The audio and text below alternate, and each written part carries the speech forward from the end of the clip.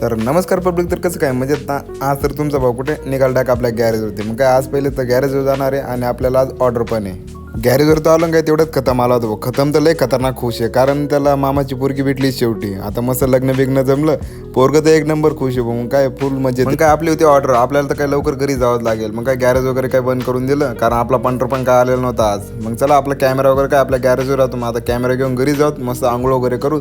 मग आपली टीम आहे, आपण टीम घेऊन डायरेक्ट निघू इच्छापूरला. मग काय आपली टीम तर पूर्ण रेडी होतो, मीच रेडी नव्हतो. मग काय आपली बी आंघोळ वगैरे झाली, आता निघूत मस्तपैकी इच्छापूरला. आज खूप लवकर जातो भाऊ, कारण नवरदेवाचा एवढा फोन येतोय. डायरेक्ट 3 वाजायला आपल्याला तिथं इच्छापूरला इथे येऊन बघतो तर इथं तर काहीच झालं नाही भाऊ. अजून बँड वगैरे सुद्धा आला नाही. आम्हाला तर एवढ्या लवकर बोलवून घेतलं की डायरेक्ट खूप लवकर. मग काय चला आता बघूत.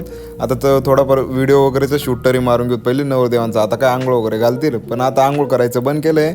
पण तरी असं तांब्यात धरून पाण्याचे फोटो वगैरे काढून घेतो आणि त्यांचा शूट वगैरे थोडाफार मारून घेऊ. या गावाला तर परंपरा आला का पहिले तर इथे बाळूमामाच्या इथे हळद लागते नवरदेवांना 5 जोडप्यांची.